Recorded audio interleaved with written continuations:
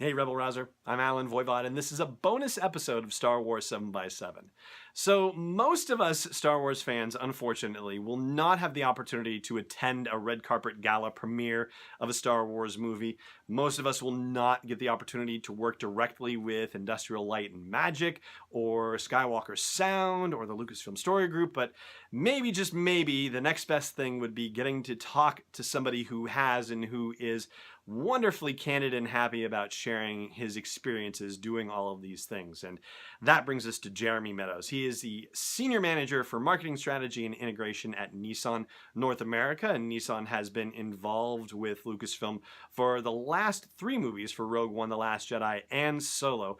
I had the pleasure of meeting him originally back at Celebration Orlando in 2017, and he and I have become friends over the years, and he's just a joy of a person in general, let alone a joy of a Star Wars fan, in specific. It's been wonderful to talk to him over the past couple of years, not just for interviews, but just, general conversations as well. Just, two people shooting the breeze over life and kids and families and work and all that fun stuff. So anyway, I had the chance to talk to Jeremy again for the whole Solo promotion that's going on with Nissan, and to really dig in to things like what the red carpet premiere was like for Solo: A Star Wars Story, and about the making of the commercial that got done, which features, what you would think to be actual Star Wars footage, but you'll find out what it's really made of, which is kind of fascinating stuff, and about how he gets to work with ILM and Lucasfilm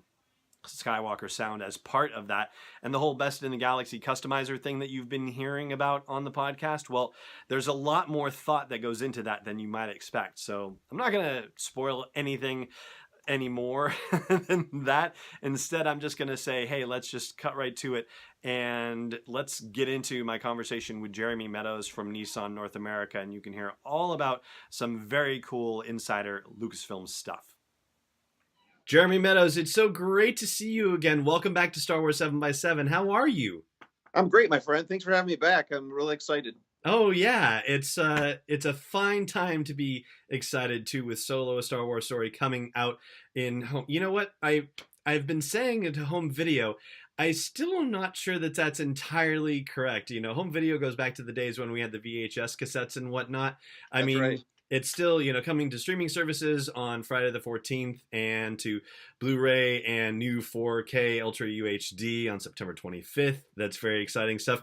And Nissan is, of course, a part of this whole Solo in-home promotion too, which is fascinating. But you guys have been involved with Solo from the very start. So that's where I want to start by talking to you, because we didn't get a chance to talk about your time at the Solo premiere. We had a discussion back in December when you got to go to the Last Jedi premiere, which was really awesome to hear about. But I'd love to hear about your time at the Solo premiere. Like, are you just getting to be a jaded Hollywood celebrity now? Like, oh, I'm at another red carpet premiere. Oh yeah, Hollywood again. Shut down Hollywood Boulevard again. Like, what is this experience like for you now that you've done it over and over again?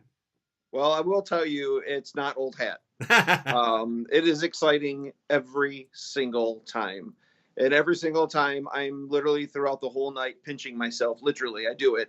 And I'm just like, this cannot be real. I never in a million years, and throughout my life. And, I've been a fan since I was very, very young. So my earliest memories of being just in existence, it was tied to Star Wars. Mm-hmm. And I never would have thought I would have been at a Star Wars red carpet event, let alone now three of them. And I've been also not only at the red carpet events, but been at other opening night, galas. We did a big one for The Last Jedi with fans. We did another special screening in New York for Solo with some media and some others. So I've literally been able to see some things and do some things that I never thought I would have ever been able to do in my life, especially related to Star Wars. And it's still wonderful and brand new practically every single time, it sounds like. Oh yeah, oh yeah. I'm enjoying every moment. Whether it's going to see the Solo movie at the premiere or going to Celebration, which was my very first one ever I went to last year. Every moment's been pretty exciting to be a part of. And at the premiere last time for The Last Jedi, you had all of the customized vehicles, the special, one-off creations. And this year you did another one as well, the Lando's Millennium Falcon, yes? Yeah, we decided this time, we wanted to really celebrate something that was really unique and special for Solo. And I'm sorry, if you're going to do a vehicle, you have to do the Millennium Falcon. Right. That's the only way to do it. And we decided to take it up even a bigger notch. And we've done a couple of them now. I mean, this would have been our number 9 car that we've done. Actually, technically number 10 that we did out of all the vehicles that we've done since Rogue One. Mm-hmm. And we decided this time, we've done exteriors. This time, let's do an interior as well. Okay, yeah. So that was something that was brand new for the vehicle. So we have a great exterior, but we really got into it on the interior because on the other ones, the windows were darkened. You couldn't see what was kind of happening on the inside of the vehicle. Mm-hmm. So we had to kind of be very, very, very creative about how we built the car and customized it because everybody would sit inside the car and see what it's really truly made of. And that was really the best part of having the car on display wherever we took it, whether it was at the red carpet or the New York event. We even took it to Lucasfilm headquarters. Oh, and wow. When people sat in the car, literally, they said they felt like they were sitting in the Millennium Falcon. And of course, it has to be Lando's Falcon because, quite honestly, if you built Han's Falcon, I mean, it would still be cool, but it probably wouldn't look as nice. Yeah, it would be a little bit more dingy and dirty and beat up. He and Chewie kind of put it through the ringer, let alone the Kessel Run, then on with all their other adventures, right? Yeah, exactly. I can't imagine you. The thought of you driving a Nissan show car Millennium Falcon of the version that managed to crash land on Savareen at the end of Solo: A Star Wars Story, like ruining the landing gear and everything and just smashing down. Yeah, I don't think scene. It is a great scene. Definitely probably would not have gone well on the red carpet to arrive with that version of the Falcon, I would imagine. No, but even with that all being said, there was one little touch that we still wanted to bring into the interior of the Falcon that is more Han than Lando. We actually have a pair of dice hanging from the rear view mirror. Oh, excellent. So where is this car now? And not just that car, but I mean, as you said, either 9 or 10 of these very special show cars that you guys have created. Where are they? Like, what happens to them once all the fanfare has died down? Well, they're all right now in storage. We have them locked away and safe hiding and keep. And we're holding on to them for right now. I mean, sometimes with some of these custom cars that we do for Nissan, not just the Star Wars one, but some other ones, after a while, they do have to be disposed. But these ones, we've worked closely with Lucasfilm and we're hanging on to them. We're seeing if maybe there's a future opportunity where we can display them again. So basically what you're saying is that somewhere in America, presumably, Nissan has a storehouse that's kind of like the storehouse at the end of Raiders of the Lost Ark, where there's just this giant thing and it's stored off someplace and it'll be, I mean, obviously it's got to be cataloged and stored somewhere. I'm just, riffing. But you're not far off. You're not far off. We have a couple different places we'll keep vehicles at that we want to keep them kind of under safe keep. And you kind of walk in and it's like you're walking into a car museum. Are they actually where you could walk in and see them, or they're not like shrink wrapped for their safety or anything like that? They are covered. They are covered for keeping the dust off of them and birds and anything else that kind of happens to get in there. We do get them out every once in a while to check out them and make sure they're in good condition. But yeah, they're under lock and storage and in good safekeeping, except for 2 of them. And you may see one of them behind you right now. Ah, yes. So yeah, let's talk about that. I see one of them, and before we actually started the recording, you were kind enough to show me the other one. So clearly we are not doing some weird forced perspective thing where you would actually fit in that car. But do tell us about the car that is behind you. And I will say that if you are listening to this episode on audio, then you would definitely be doing yourself a favor to check it out on YouTube or Facebook, so that way you can see the video version and you can see inside Jeremy's office. This is actually his office, and this is some of the amazing memorabilia, paraphernalia that's in here. So tell me about that Nissan, that custom Rogue that we're looking at behind you. So technically, these would be numbers 11 and 12 then, I guess, within the custom vehicle lineup. So these two cars, and this is number one, I'll show the other one in a moment. They were made as just concept cars, just kind of something for fun. We had these at the red carpet for the movie. In particular, we had it at the after party. Okay. And we had a special display stand to show off these two cars, and people could take pictures of them and with them. But so we did two of them because, yeah, we've got Solo over here behind me on my shoulder there, represented in a custom 3D printed Rogue. However, you can't have Solo without Chewie. And so we had to do Chewie car, and these are to scale. And we had the pair of them on display at the red carpet after party. And fans really loved them. They thought they were a lot of fun. Although I will tell you, we got a lot of heads that turned when we had to take these two cars by hand. I was one of them. I was carrying the Solo car. One of my colleagues was carrying the Chewie car. And we carried them from the Roosevelt Hotel where we were doing a pre-party at. And we carried them from there over to the Dolby Theater and one of their ballrooms. And so we were walking down Hollywood Boulevard carrying these two cars. We got a lot of people like, what are you carrying in your arms right now? Oh, you weren't even carrying them in boxes or anything like that? They were just out? We just decided to have a little fun, and Lucasfilm gave us the green light to be able just to walk down the street carrying them to kind of raise a little buzz. I mean, because after all, they were building a Millennium Falcon on Hollywood Boulevard. So there was already some excitement in the air. So to see two people walking down the street carrying these cars was pretty head-turning.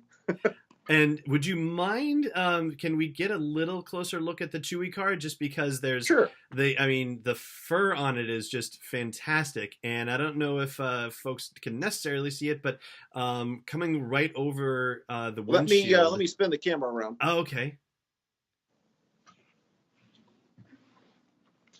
All right, there we go. Oh, yeah. The bandolier strap, I thought, was just an excellent addition there, too. It's all the way up.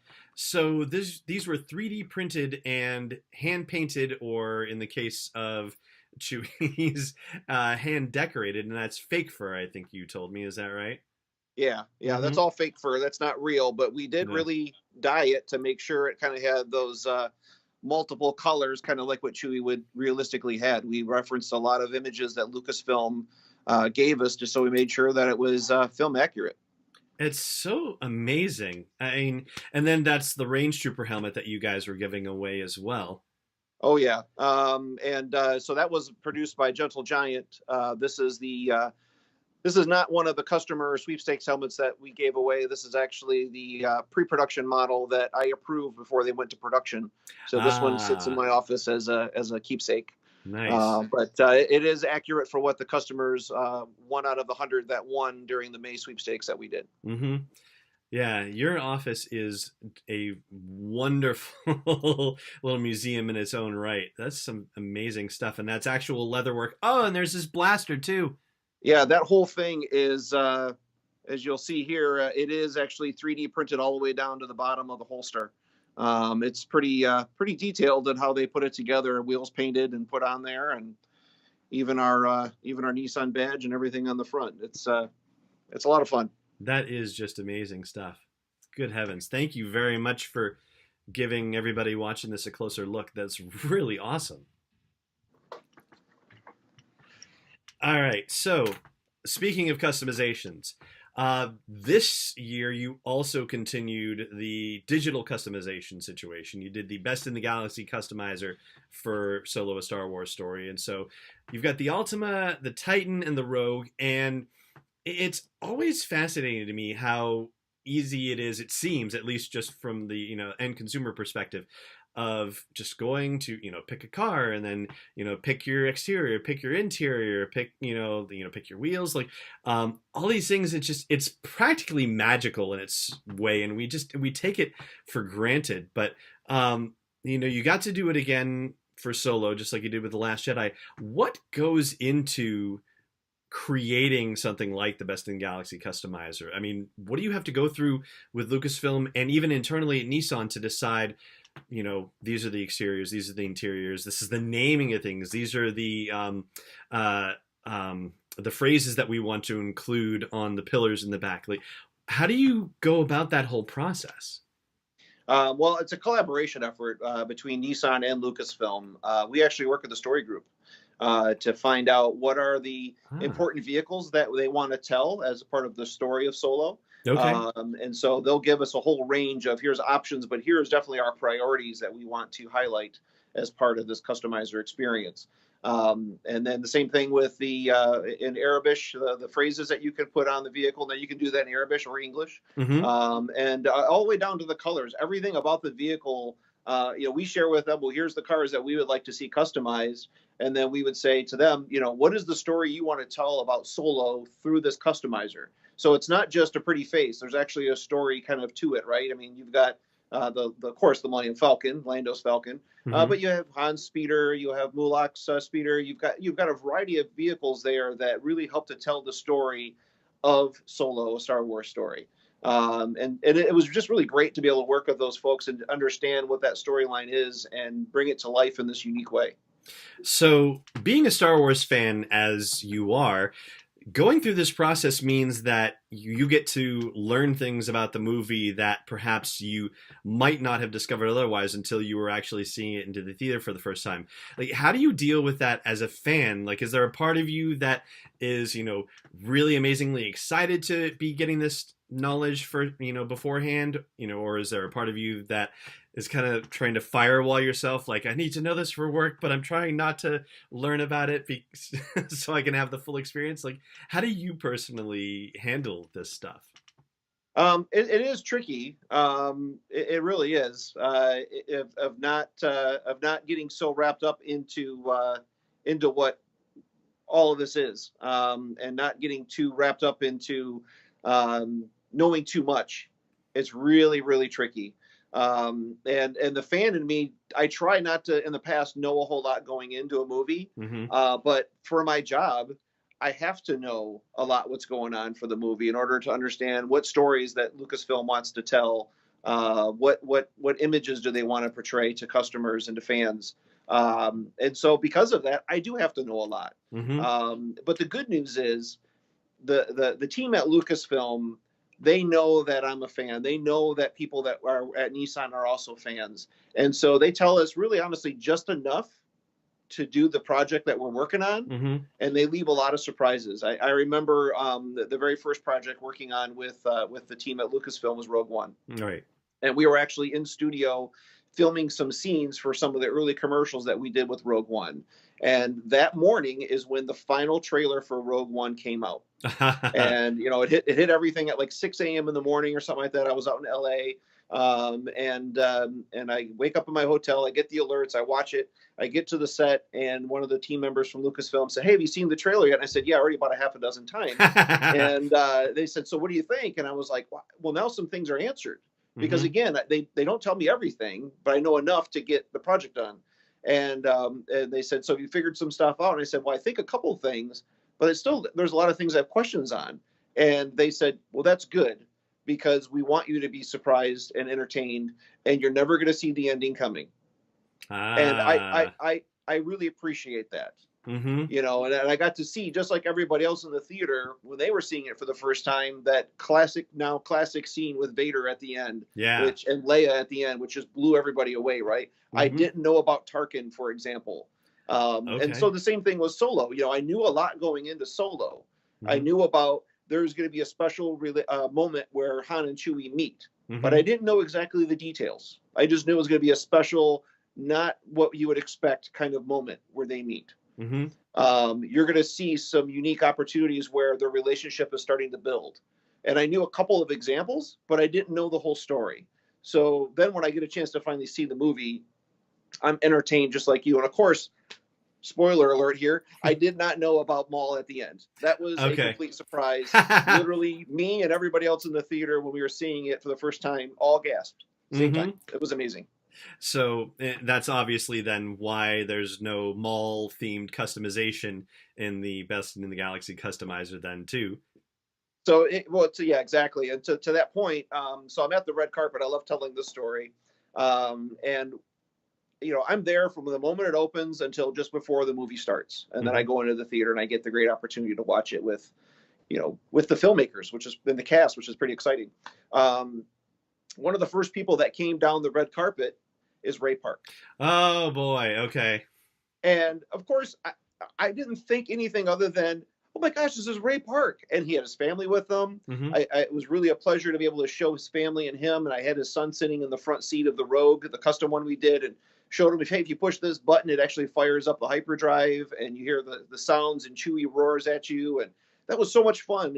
And I just thanked Ray for bringing such a great character to the screen and being such a great character also too with some of the other movies he's done. And I'm a movie fan in general. And it was really great to just talk with him for a few minutes. There wasn't a whole lot of people coming down the red carpet, so I think I had 10 minutes with him. Wow, that's great. And that was really, really pretty amazing to be able to get that amount of time. And then, of course, I see the movie. And I was like, oh, that's why he was at the red carpet. Yeah. And ironically, later after the movie, there's at the after party where we had these little cars behind me on display. Well, Ray and his family were at the table right next to me and my Nissan colleagues. And so I go over to him and I said, Ray, now I know why you were here. And wow, that was awesome. That was really awesome. And he said, thanks. It was really hard keeping a secret from everybody.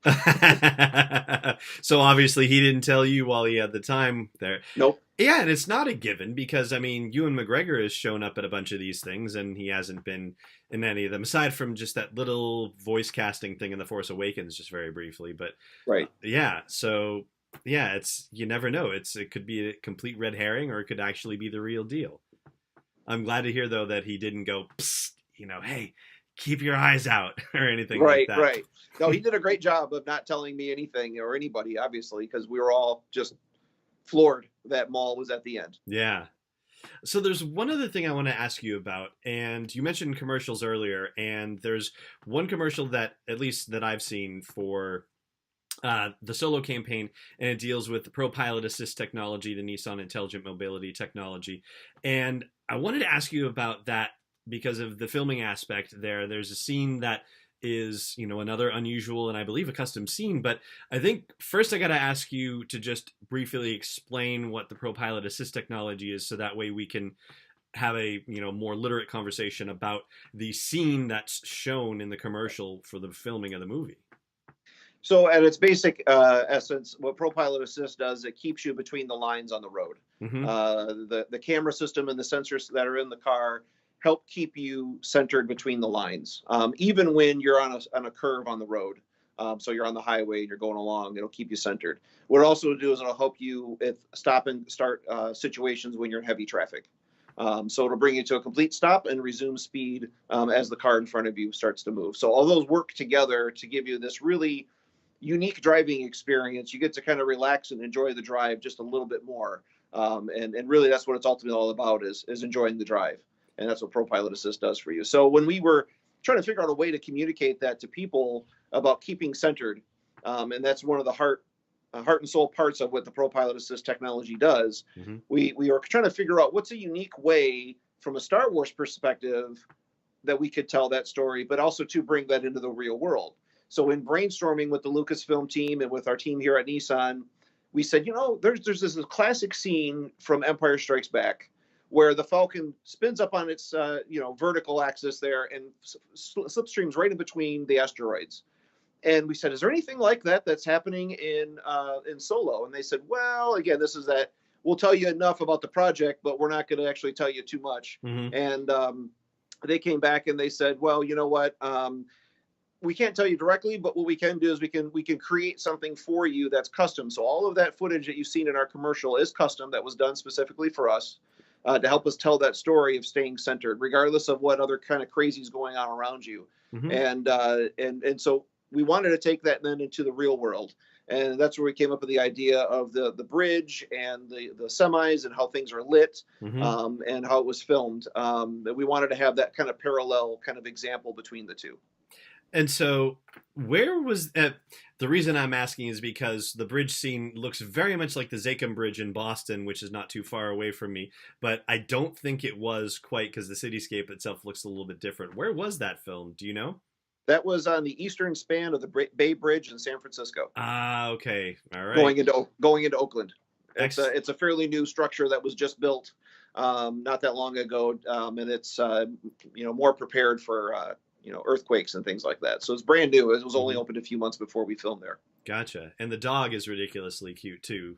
Yeah, we wanted to have a fun little moment in there of showing our hero driver and the passenger being confident with the technology, but wanted to have a little fun nod to kind of something that was like Chewie but not. And so that was our little Chewie. And so did Phoebe Waller-Bridge then do brand new lines especially for this commercial then? Or is this like an audio double kind of situation? Or are you even allowed to say? It's an audio double type of situation. We use some of that audio from the movie into our commercial. Got it. Excellent. And so they Lucasfilm said, "Hey, we've got an idea," and so they put somebody in a Chewie costume and got an L3 and an audio double and did all of the special effects. Did ILM then get involved with the filming of the Falcon? Because you see the exterior of the Falcon in space flying toward 2 Star Destroyers. So is ILM involved in this too? Oh yeah, Lucasfilm, ILM, sound design was done by Skywalker Sound. We worked with the full team across the Lucasfilm company. It was pretty amazing. That is fantastic. And that's another thing too, where you have worked with all of these outfits previously for The Last Jedi and for Rogue One, and yet it's still not, it's Tuesday or anything. Right. I'm at the ranch again. Yeah, again. Yeah. That is really wonderful. And I'm very glad actually that they chose that instead of the scene toward the beginning of Solo where he's got that speeder that he stole and he wedges it in between the walls of the shipyard, because I don't think that would necessarily illustrate the technology as effective. No, we did explore that area because that's a really exciting chase scene. And a lot of that, it reminded me a lot of some of the, classic kind of car chases that happened, in classic movies. Mm-hmm. That's what it reminded me of, and the hot rod scene and things like that. But again, it just didn't feel right to tell the story of ProPilot Assist. Right. While very cool, we said we need to find something else that helps tell our technology story a little bit better. Yeah. He would have had to get through that. Otherwise, it doesn't quite, doesn't quite shine it in the same light that it should be shined in. Exactly. Well, I just want to say I'm so glad to get to talk to you again, not just as somebody who's doing all these very fascinating things for Nissan and with Lucasfilm and ILM and with Skywalker Sound, but just your passion is always incredibly evident for this. And I mean, for folks who are watching this on video, that is Jeremy's office at Nissan in Tennessee. So I mean, the Solo poster there, and he was gracious enough to give me a video tour of the office, and you would be astounded at some of the other things that he has in there. This is absolutely something he's very passionate about, if I may speak about you in the third person while we're talking here together.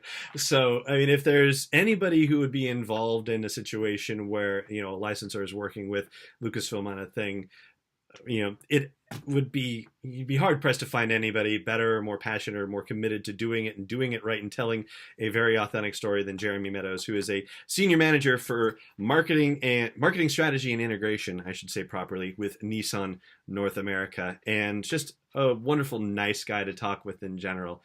Jeremy, thank you so much for taking time out of your busy day. I know you've got a lot of different fascinating projects on your plate, and I'm so grateful to be able to spend the time with you, and I'm sure our listeners are as well. So thank you again for taking the time and talking about all these amazing things you've done with Lucasfilm. Well, happy to do so, Alan. Thanks for having me on, and I can't wait to listen to the show. And I just listened to the other show this morning. It was great hearing about the novelization. So I enjoy listening to your show and been a big fan for a long time. So happy to be a part of it again. This podcast is not endorsed or sponsored yet by Lucasfilm Limited, Disney, or 20th Century Fox, and is intended for entertainment and information purposes only. Star Wars, the Star Wars logo, all names and pictures of Star Wars characters, vehicles, and any other Star Wars-related items are registered trademarks and/or copyrights of Lucasfilm Limited or their respective trademark and copyright holders. May the force be with them. All original content is copyright 2018 Star Wars 7x7. We hope you love it.